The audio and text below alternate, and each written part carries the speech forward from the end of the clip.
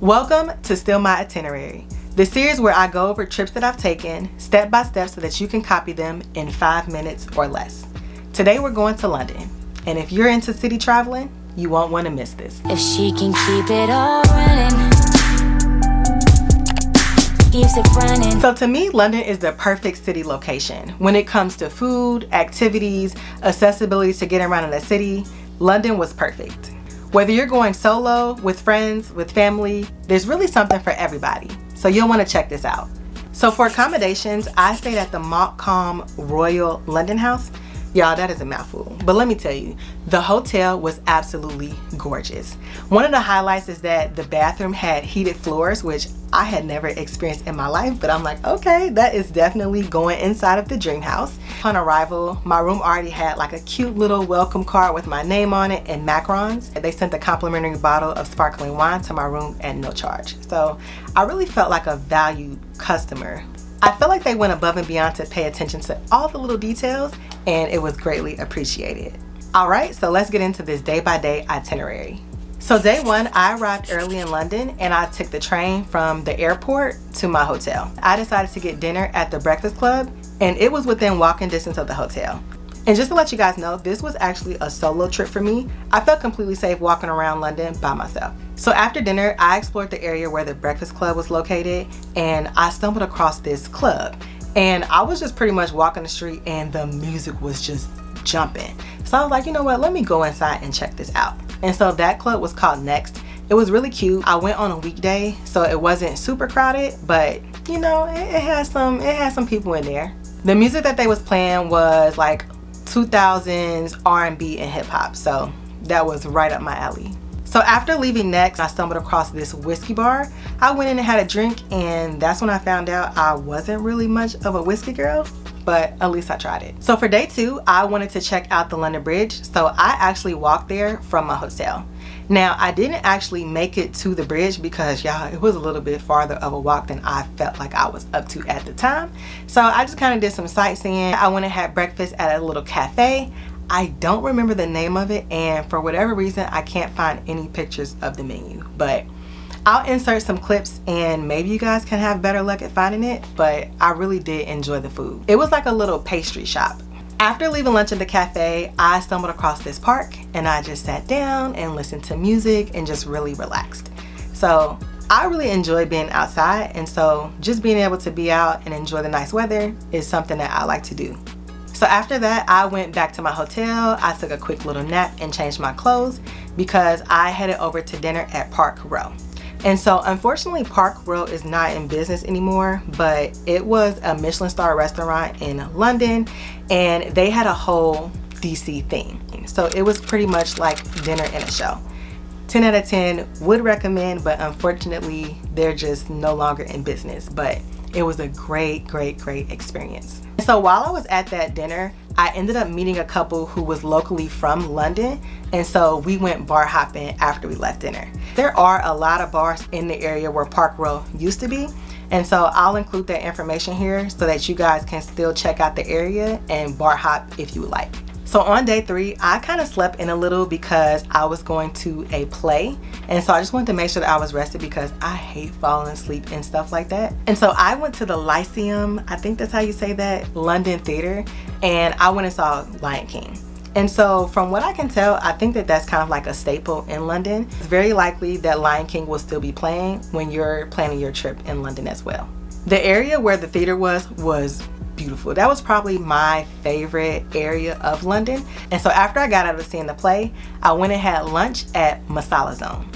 And so one thing that all the locals kept telling me is that you have to try the Indian food, you have to try the Indian food. And so I stopped by Masala Zone and had Indian food for the first time, and it was so good, you guys. So after I made it back to the hotel, I just relaxed for a little bit, and then I went back out for dessert. And so I walked to this local ice cream shop called Cream, and it was really good. So next to the ice cream shop, it was like a club that was jumping. The line was out the door. They was playing like rap and hip hop music, but the crowd seemed like it was a lot younger than I would particularly like to party with. But if you guys are interested in that, the name of the club was called Simon's, and it was also within walking distance of the hotel. So day 4, I decided to make a second attempt at trying to figure out how to get to the London Bridge. So my advice to you guys is, if you would like to check out the London Bridge, is to go early. It was packed, but I mean, it's a big tourist attraction, so yeah, make sure you plan accordingly. So after I walked across the bridge and took my pictures, I decided to grab lunch at Vapiano's. Next, I went back to my hotel, I took a nap, and then I got up for dinner. So for dinner, I went to a place called Flatiron, which is a steakhouse, and it was within walking distance of my hotel. Y'all, I like me some mac and cheese. And so I ordered mac and cheese, and it wasn't what I was expecting. But the steak itself was pretty decent. So day 5, I kind of took it easy in the morning because I knew it was gonna be a late night for me. So I actually went to brunch to a place called Where the Pancakes. And y'all, this place was so hard to find. But when I did find it, oh my gosh, I wish I had found it earlier in my stay, because I would have probably went more than once. Like, I really enjoyed it. The food was really good, the atmosphere was good, they was playing nice music. It really kind of reminded me of a DC brunch feel, but just with less people. So, you know, if you know, you know. So Where the Pancakes was not within walking distance of the hotel, and so I did have to catch the train in order to get there. And so after that, I went back to the hotel and just kind of relaxed, and I got ready for the Beyonce concert. So for the Beyonce concert, I was able to catch the train from my hotel to the venue, had no issues, and I was also able to catch the train back. So the train system is pretty reliable and it stays open pretty late. Okay, so let's talk about money. So my hotel and flights were bundled together. I actually booked this trip through Expedia. And so for my hotel and flight together, which was a direct flight and a pretty decent hotel, the total came up to $2,447. So my food budget for this trip was a lot higher than what I would typically spend. And I don't remember the exact amount, but I can give you guys a ballpark estimate. And the reason that it's so high is because I did go to that really nice restaurant, which again was like dinner and a show. So I would say at the minimum, I probably spent around $400 on food. And then at the maximum, I probably spent $600. So somewhere between $400 and $600 for 5 days. For activities, I will also say that this kind of came out a little higher than what I typically spend, mainly because I was there for longer than what I typically travel for. And 2, because I actually went to a concert, which I typically don't do when I'm traveling. So for the activities, I would say I spent about $400, and that would include the Beyonce tickets as well as the Lion King play. And so the rumors are true. I did find that the tickets for the Beyonce concert were a lot cheaper than they are if I was to go see her in the States. And that's because the ticket fees were a lot less than what I would typically see if I was to see her here.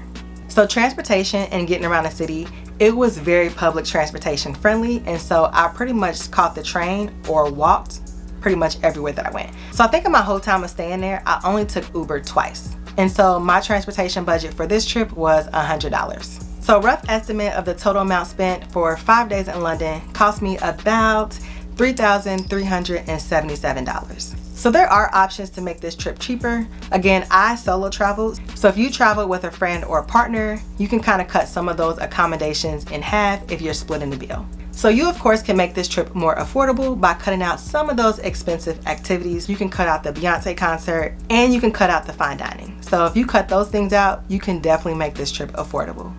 If you want more itineraries like this, make sure that you subscribe to my channel and leave me a comment down below for a city that you would like to see next. Catch you on my next one.